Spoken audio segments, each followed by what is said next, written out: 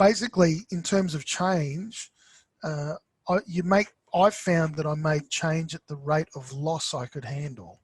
Right. Because in what I do, all change equals loss. Mm, mm. Any change, people left. And so we had to manage that. So I would stagger change according to the amount of loss I could handle.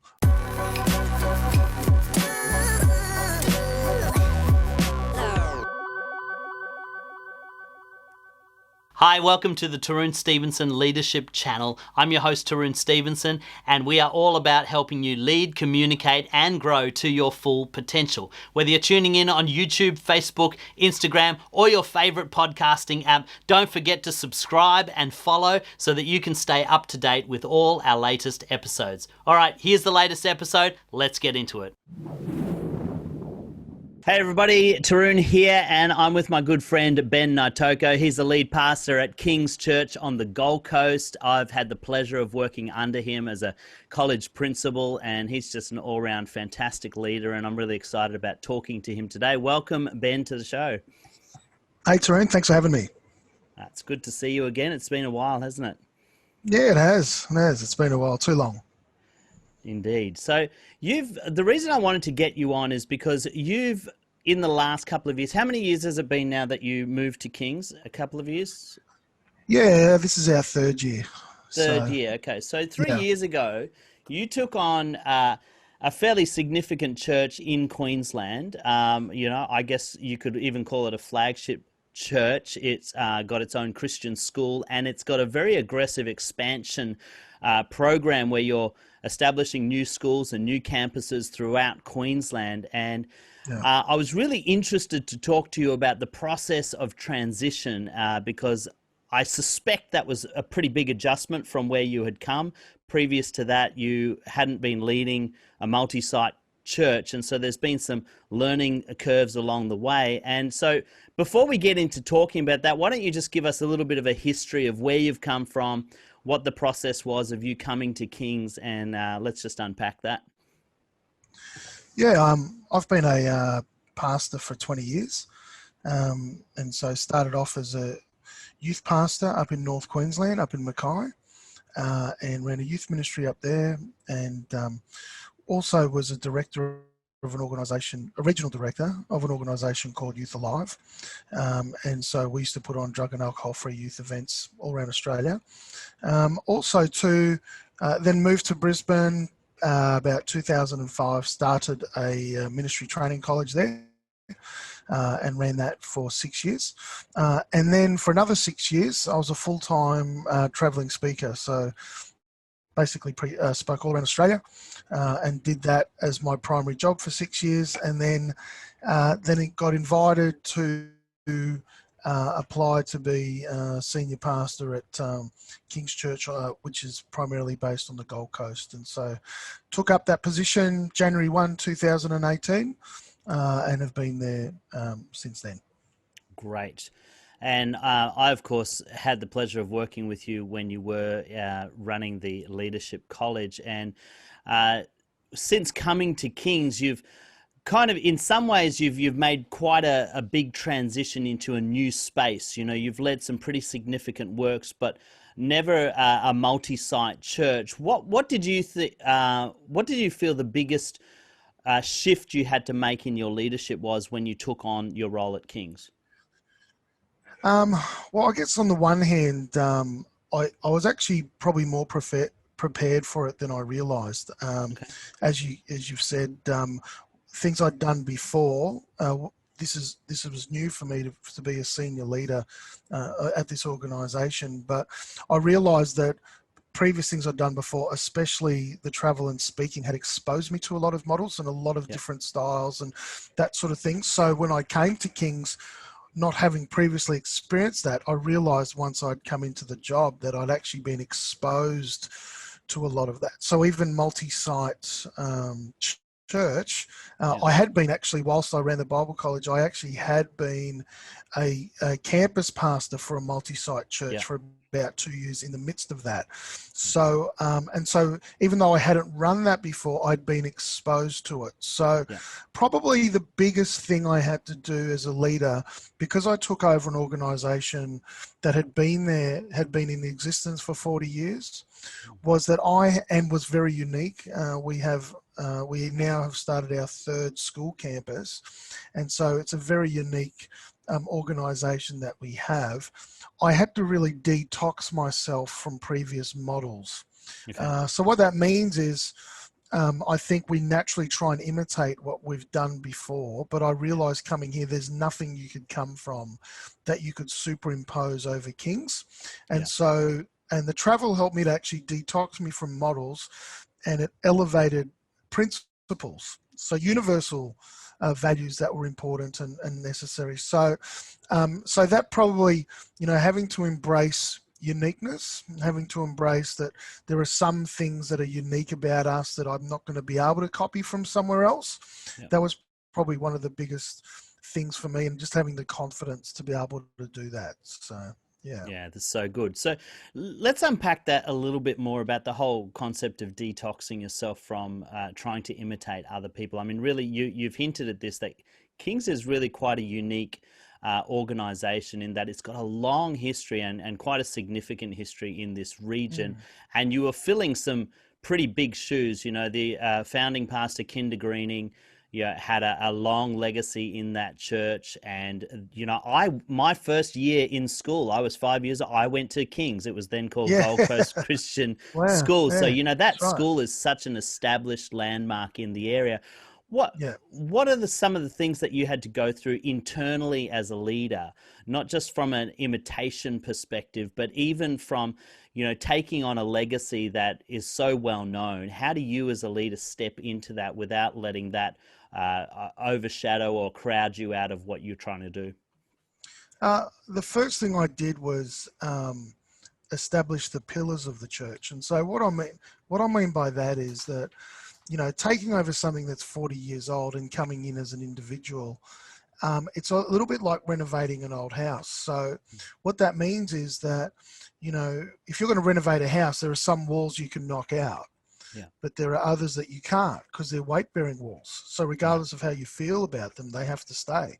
So it's not the same as getting a clear block of land and just building on top of it. And it's not the same as just taking a house and demolishing it. And so really what I had to find out was, what are the things unique about Kings that's the mandate of Kings, that it's kind of who it is, and they're not for me to actually shift the goalposts on. Now there's plenty of other, then once I've identified that, I look at the things I actually can shift and change.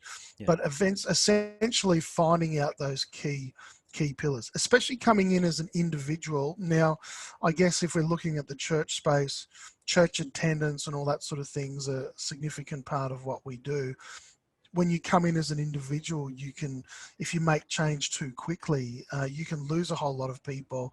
And actually, sometimes I've seen guys not recover from that. And so I had to come in and kind of embrace what King's was, but then start taking it on a journey to becoming what it could be. And so that was probably the biggest thing for me. In the past, I had pioneered things, so I could start from scratch exactly the way I wanted it. This was not the case with this. It was a transition. So I've come into this, and the first thing I wanted to do was figure out what are the core values, the inherent DNA of Kings, stay true to that, but then build on top of it for a new generation. So Great.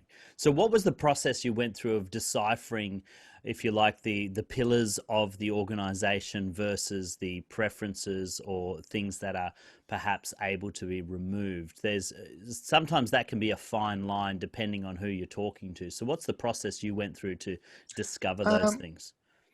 Like I did it intuitively, I guess. And then also too, I really got around some people who'd been here a long time and really spoke to them about it. So you mentioned essentially our founding pastor was a man by the name of Kinder Greening, but he had not pastored the church for about 7 years when I came and took over. And so what had happened in that time is in that way it had drifted a little bit from what it was then. So I found if I spoke to someone who'd been here 10 years, they had a very different opinion of what the church should be like compared to someone who'd been here 20. Okay. So I really spoke to the people who'd been here 20 plus, Yeah. and that sort of thing. And so when I ran it by them, there was a whole level of agreement. So there was a number of people in our organization that were like that. And then I had the opportunity in the first month where I was pastor, we actually had a night meeting, and I was going to, what happened was one of my campus pastors said to me, he said, Ben, the small groups are supposed to start up now. And I thought, oh gosh, okay, let's have a leaders meeting. And I didn't even know at the time how many small groups we had. I thought, we might have about 20 people turn up, 20 leaders. And I was just going to kind of like, say good day and send them off sort of thing. But when I came into the room, there was actually 200 people that had turned up, because what had happened was that it had got out that it was going to be a vision night. And I was trying to tell people it's not a vision night. I've only been here 5 minutes. Don't even have a vision. Don't come here for me.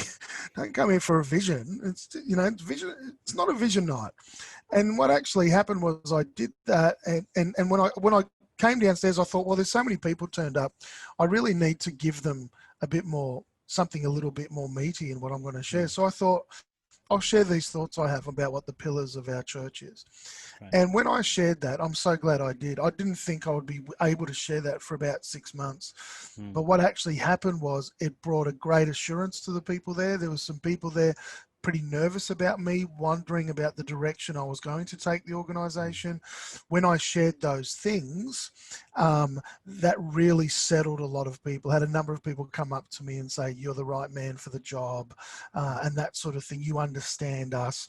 And in that time, I've made huge changes. Like I've had people say to me, made a lot of changes, but we haven't affected what the core DNA of our church is. And that's what's really important. So, I found in transition, you have to change. Change is inevitable. It's not something that you just have to do that. But I learned that, when I'm taking over something, there's a mandate on the organization. That's what I felt. It's a mandate on the organization. I also felt there's a mandate on me as a person, me and my wife, Trish, us as individuals, that there's something we're going to add. But I also felt there were some things we're going to marry into, and that we would continue. So one of those classic things is, as an example, one of our pillars is we're a church with a school. Just the favor upon that school. The school now, as I said, it's the largest Christian school in Australia. We have now started our 3rd campus. Wow. It's the largest independent school in Queensland. We have about nearly 3,000 students. It is absolutely gone gangbusters. So, to be honest, before coming and taking over King's, now my kids had pretty well always been in Christian schooling, but it wasn't something I was, super driven or passionate about. But as soon as I became pastor, I said, well, that's who we are. Like, it'd be silly to try and separate from or try to minimize what our school does. So I really came in and embraced that, and our school's been fantastic, and our church has gone really well, and one of the reasons is because of our connection with our school. That's fantastic. I'm going to talk more about the school in a moment, but I just want to go back to your analogy of renovating a house and not tearing down your load-bearing walls. If I can push that analogy a little bit, sometimes the stumps get rotten, and sometimes you've got to pull load-bearing walls out and replace them with something new because they're not up to the task of the new renovation. Is there a place, or have you encountered in this process where there were some things that may have been DNA, but they had to be changed for the church to move forward? Not necessarily DNA, but certainly methods. Certainly methods. So, classic example, one of our pillars is that we're a Pentecostal church. Now, the expression of that in the church that I took over was very much like 1970s. Right. And so we're staying true to what we believe being Pentecostal is, but contemporizing it Yeah. and that sort of thing. So, Gotcha. we changed the color of the walls. We put in big LED screens. Yeah. We loosened the dress code, so to speak, Mm-hmm. and all that made it look much more contemporary, but still be essentially Pentecostal. So, Yeah. so methods change all the time. There's no Yeah. doubt methods Yeah. have to change, but the core values don't change. There are also other things though that have been part of an organization for a long time that are negative cultures. Yeah. I call them strongholds. Okay. So strongholds are negative cultures that are being part of the organization that shouldn't be there but have been Mm. there a long time. Mm. And so I have had to address that over time. And what I find is that one by one, when we resolve some of those cultural issues, there's just such a great health that comes into the life of the organization as a result. So Yeah. just because something has been there a long time doesn't mean it's supposed to. Yeah. Sometimes it's really bad. So pillars are not just things that have been there a long time. They're important values and part of the DNA that's about who it is. Yeah. Strongholds are poor cultures, even poor, just something that's not good that has been Yeah. there a long time and never been dealt with. Yeah, that's good. I'm glad you mentioned cultures in the sense of things that can be negative, because often we talk about culture and leadership as imparting the values to an organization, but every organization has culture, and not all culture is good culture. So, what's the process where when you start to identify cultures that are toxic or unhelpful to the path that you're following? How do you start off by confronting that and working change without necessarily losing people along the way? And I mean, inevitably, you're going to lose some people, but Well, with what I do, you essentially have a very small staff, but you have a lot of adherence. Mhm. So what that means is you have to lead through influence as much as anything else. Right. If you're taking over an organization where you've got 1,000 staff, Mm. you just come straight in and throw your weight around. But if you're like us, an organization with 1,000 people that call us home, Yeah. but we don't pay them, Yeah. then you have to lead through influence. And so what I did was, first of all, just kind of, sense and wait till I knew I had influence and people would follow me, because Right. it's very, very easy in a volunteer based kind of thing for people to just go straight away and Yeah. really weaken what you're doing. So what I did was, initially I just wanted to gain the trust of the people, gain the influence with the people, um, and what I wanted especially to do, and I had to address even before culture. I didn't really address culture until this year, my third year, Mm-hmm. because in the first year I just had to deal with I had to create organizational health. The Mm. church was close to insolvent. There was a lot of bickering and infighting amongst the staff and within the organization. And I had to deal with those things first before Yeah. even trying to, embrace the kind of culture that I wanted. So I Yeah. really, really wanted to get us organizationally strong first. Yeah. So basically, in terms of change, uh, I found that I made change at the rate of loss I could handle. Right. Because in what I do, all change equals loss. Mm. Mm. Any change, people left. And so we had to manage that. So I would stagger change according to the amount of loss I could handle. Loss Yeah. was Good. inevitable. Mm. Loss was going to happen. It's not like, I was just talking to someone the other day, they were transitioning a church and their whole focus is trying to get the people there healthy. And I said, well, Mm. regardless of that, some of them are leaving anyway. Yeah. And I said, so so you have to bring new people in and move forward as well. So for me, I just wanted to get us organizationally healthy, build the trust of the people, and then and as I felt like the people were coming with us, as I felt like the people were supportive, then I would start to accelerate the changes that I want. And then this year, it's really only been since we came back after COVID. We were closed down for 4 months. Mm. It's really only after we came back from COVID that I'm really starting to address culture, and Right. I really feel like And when I mean culture, I mean the culture of our services, the culture of our leaders, all that sort of thing. I'm starting to feel like that is heading in the right direction. But before I could do that, I just really had to focus on organizational health before even focusing on culture.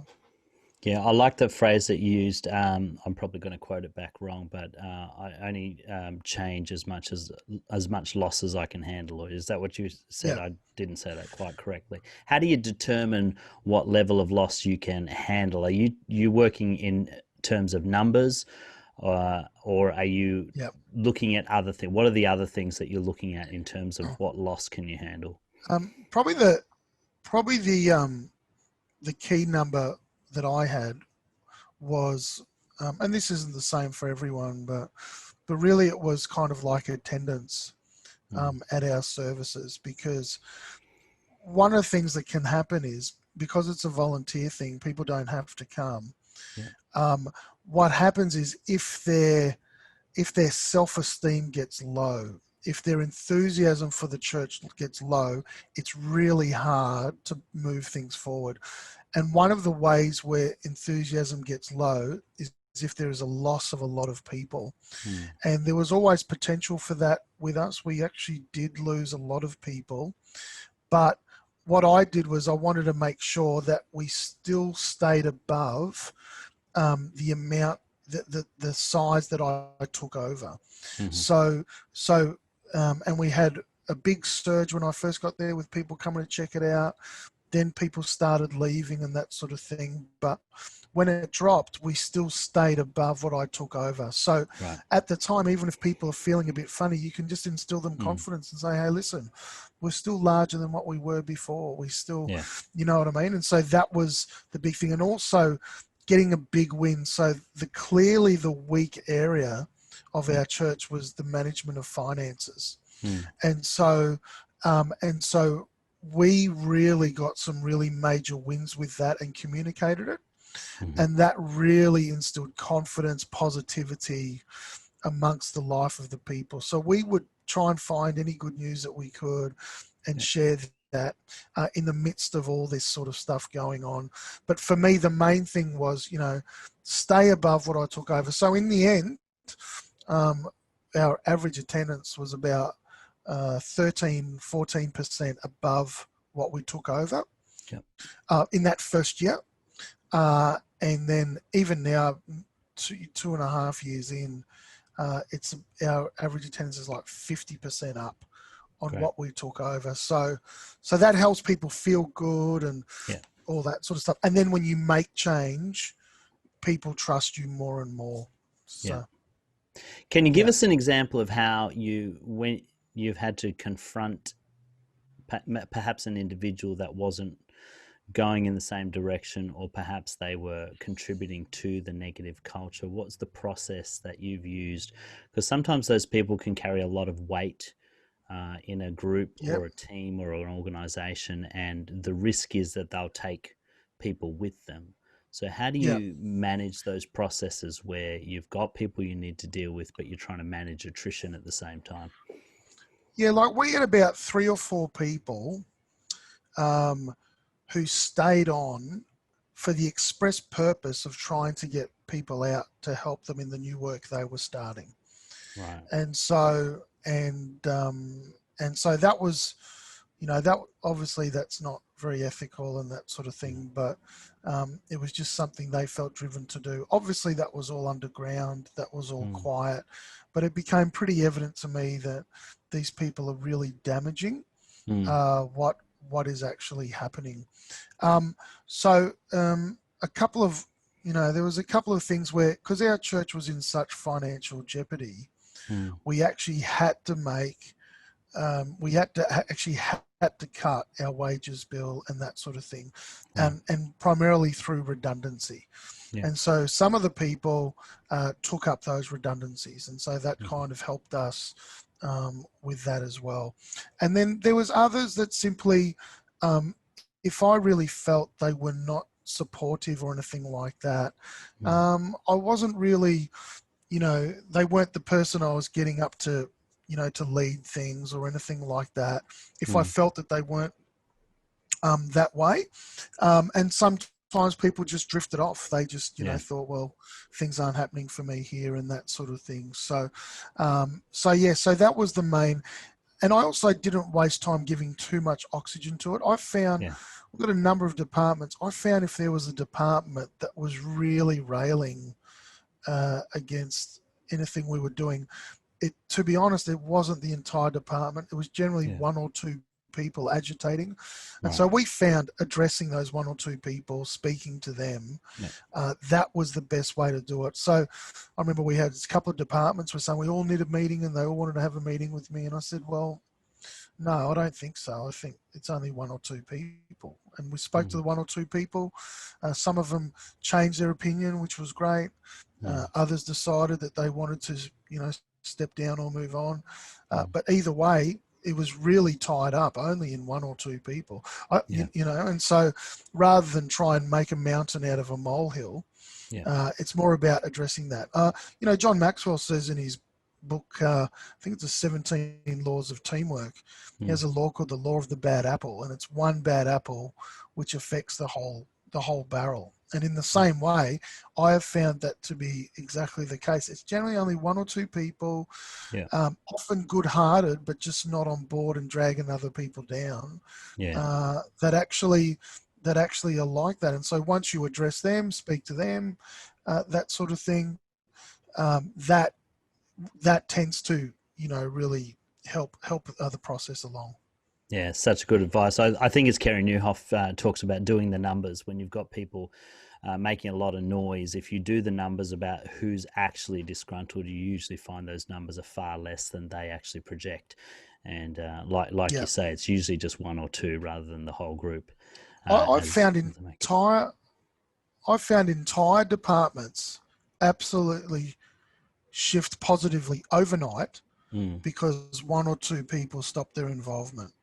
Wow. I've found that is the vast majority. Like that, in one or two in the departments, it's never been an entire department hating where we're going. It's never been an entire department hating me. It's only ever been one or two people who have influenced that department. But once they are not in those positions, it stops. It all comes good. And that's what I have found. So Great. So yeah. good. So tell me about your relationship with your school. I know there's a number of churches in Australia that have schools attached to them. Not all of them seem to work as cooperatively as you guys do at King's. You seem to have a real partnership around expansion where the school goes, the church goes, and vice versa. How have you worked that, because really the school is its own organization. It's got its own very effective leadership team there. So how do you as a leader work in with, in many ways, King's School is a juggernaut in and of itself. How do you work alongside them and have such a great partnership there? Look, our partnership's working awesome now, but they've had seasons where it hasn't worked very well at all. Yeah. It generally comes down to boundaries. So it is a separate entity. It's a separate legal entity, and so we have to learn the difference between governance and management. Yeah. So I sit on the school board in governance, but I don't try and interfere with any management. We have some school board members who sit on our church board. They are involved in governance, but they don't interfere with management. The issues come about when there's an overstepping of boundaries. That is where the issue comes about. The other thing is too, ours has worked so well because culturally it was always the case. I came a bit unsure about how the school would be, and I have found the school to be so supportive. I found the school to be so embracing, so honouring of myself and our church. It's really taken me aback. But what I've realised is as well that because there's that culture, that is how it permeates, and so that culture. So that means anyone we get in any key position. For instance, like we will one day need an executive principal over the whole thing of the school. that needs to be someone reflective of that culture, Mm. which means it's unlikely we're going to get someone from the outside to come in Yeah. because they may not understand that. Gotcha. And so to perpetuate that and that sort of thing. So I have had people say to me who've been around a long time saying they feel the spirit of cooperation between the church and school now is greater than it's ever been. Great. And that has been absolutely fantastic. And also too, in an organisation like ours, there really needs to be, well, we call it the King's Group because, we've got schools, we've got community care arms, we've got cafes, outside school hours care, churches, and that sort of thing. But really, there has to be complete unity at the apex of it. So, and so senior pastor, principal, chairman of board has to be in complete alignment and unity and that sort of thing. And so we make sure we're always in communication with each other and that sort of thing. So that's it. It is a tricky thing. But my observation has been that when churches and schools have fallen out, it tends to be because there's an overreach of boundaries, and then it repels one of the other bodies. That's been my observation. So okay, so for somebody who's perhaps unfamiliar with the difference between governance and management, and I've seen this a lot in smaller organization boards where the boards kind of act as the surrogate leadership team as well. And to separate that out as the organization grows can be quite difficult for some people. So where are the lines that you would draw if somebody's trying to grow their church or their business and they're getting to the point where they really need to separate out governance from management? What are some of the boundaries that need to be drawn? Well, so classic example, because our organisation went on that journey a little bit before I came, so there was still some trying to overstep their boundaries, and there was times we had to address that. So, for instance, with our board of directors are essentially over the compliance and financial management of the church, and it's their job to try and put us in the best position to help resource it. Now, they do not put together the budgets. They do not go through every line of what every little bit of expenditure is. We have management to do that. I've got a business manager. They and myself and others, we put together a budget, and then we submit that budget to the board to be signed off on, and they'll sign off on it, but they won't necessarily go into the nitty-gritty detail or try and direct the agenda of the spend or anything like that. And so that's that thing. So and also too with management, we don't have management.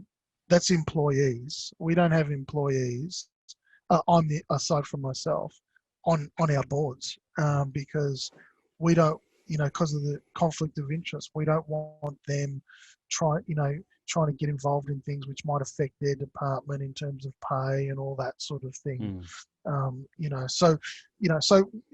In a church, in a small church, they might have one group of people who are staff, who are board, and who are also elders. So that means they're kind of over everything. But with ours, we've separated all that out. So classic example with my, I once had a board member try and bring up at the board meeting about song choices that we're doing at church.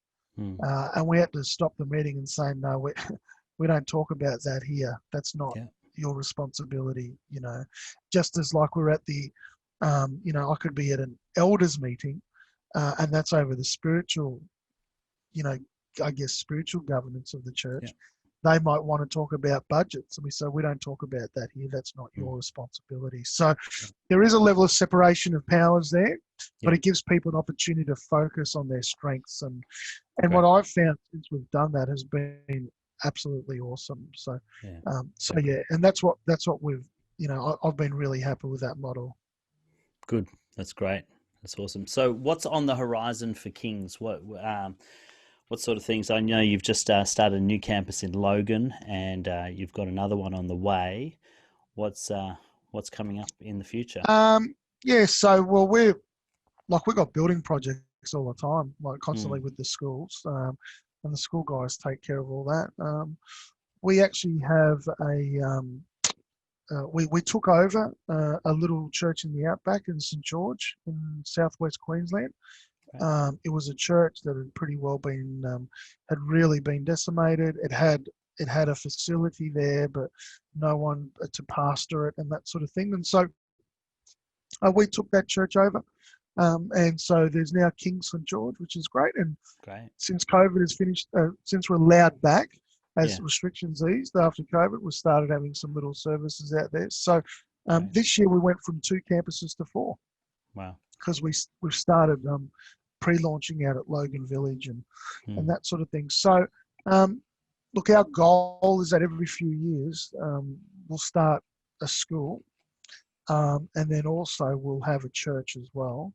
And then for our church, we're not limited to having campuses where we've got schools. If there's other opportunities come up, we might position ourselves to do other campuses as well, anywhere in Australia and that sort of thing. So, Yeah.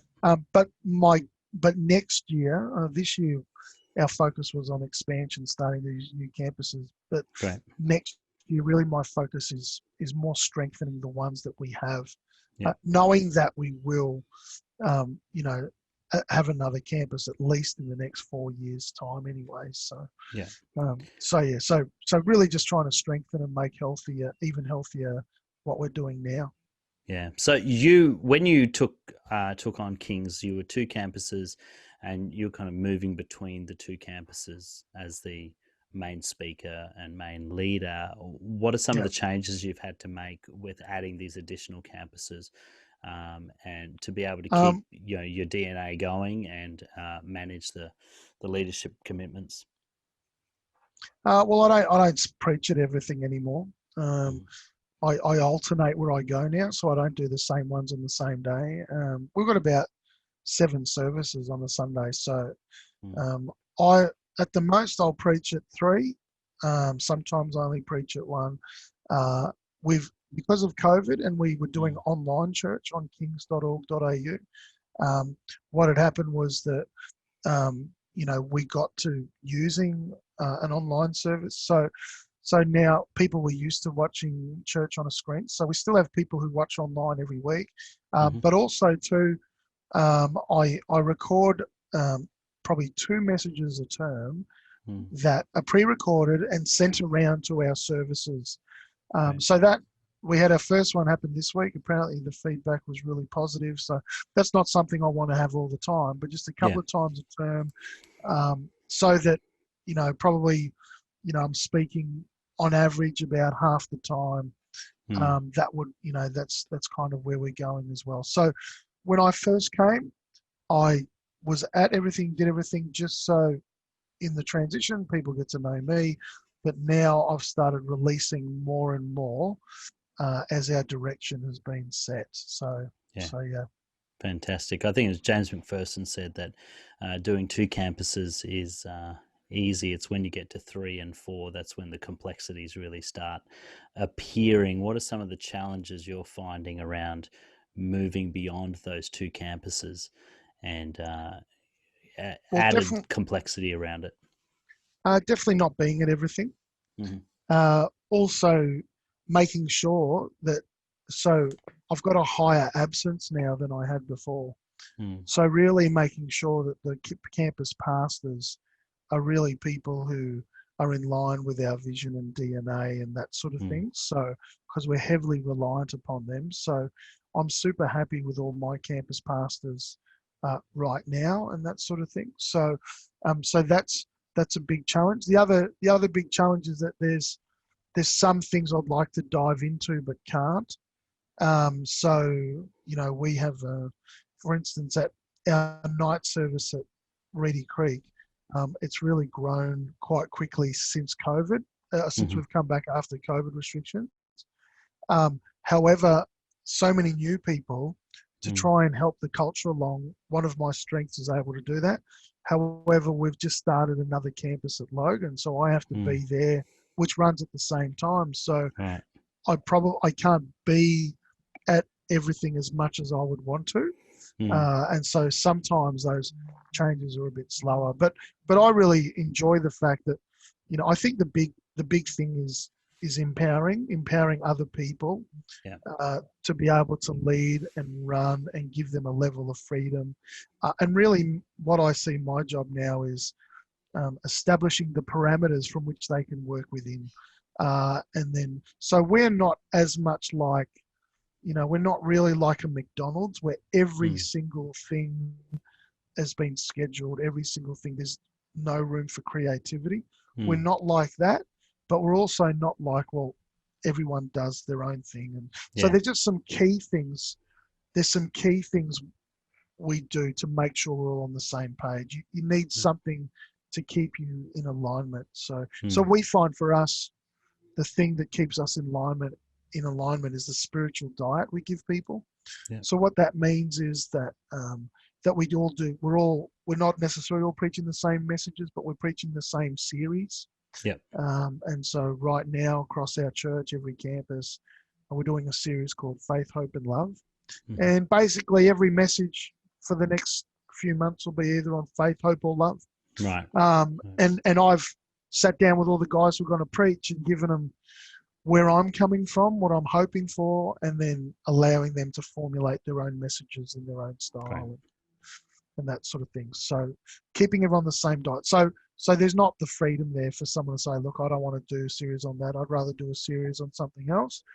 There's not that freedom to do that because we all want to be on the same page with the diet that we give people. Yeah, so good.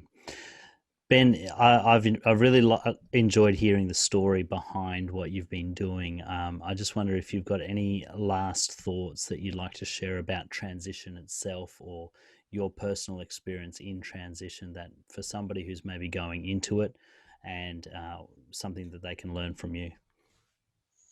I think, well, as a Christian, I always really pray about, whether what I'm going to step into is the right thing. And so, I really felt that coming in and taking over Kings like we did, it was meant to be. So even in those times where there was times of real challenge, there was times of real tremor, I sat confident, believing that we were the right people and that eventually we will come through the other side. And so that's a big thing. And probably the other thing, I spoke to a guy recently who was doing transition, and I just said to him, just what I said to you before, make change at the rate of loss you can handle. So if that means making change slowly, do it slowly. If it means you could do it a bit quicker, then do it a bit quicker, but you do it at the rate of loss. So that means there are times you're holding back what you would really like to do until you feel like you'll have the opportunity to actually do it. So yeah. That's such good advice. Thank you, Ben. If people want to reach out to you, have a look at what you're doing at Kings or get in contact with you, what's the best place for them to contact you? Look, they can get us on Facebook at Ben Naitoko, or also on the King's Church Gold Coast Facebook page, and also on Instagram, Ben Naitoko and King's Church Gold Coast. So that might be the easiest way to reach out. Also go to our website, church website, kings.org.au, or even they can go and watch on a Sunday, live.kings.org.au. So yeah, feel free to contact us and check us out. Awesome. We'll put the links in the description for anybody that's interested in that. Ben, it's been an absolute pleasure talking to you. Thanks for taking the time out of your busy day to have a chat. I've really appreciated it. Hey, thanks so much for tuning in. I hope you got a ton of value out of that episode. Don't forget to let us know what you thought in the comments. And if you have a topic you'd like us to cover next time, we'd love to hear from you. If you know anyone that would benefit from the content that we produce, please like and share this channel. And we look forward to having you next time on the Tarun Stevenson Leadership Channel.